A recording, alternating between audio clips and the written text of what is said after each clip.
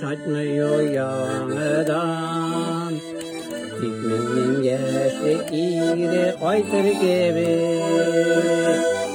Kesilen yer Dağından kilir var Giden zaman Dip aytır gibi Kesilen yer Dağından kilir var Giden zaman Dip aytır gibi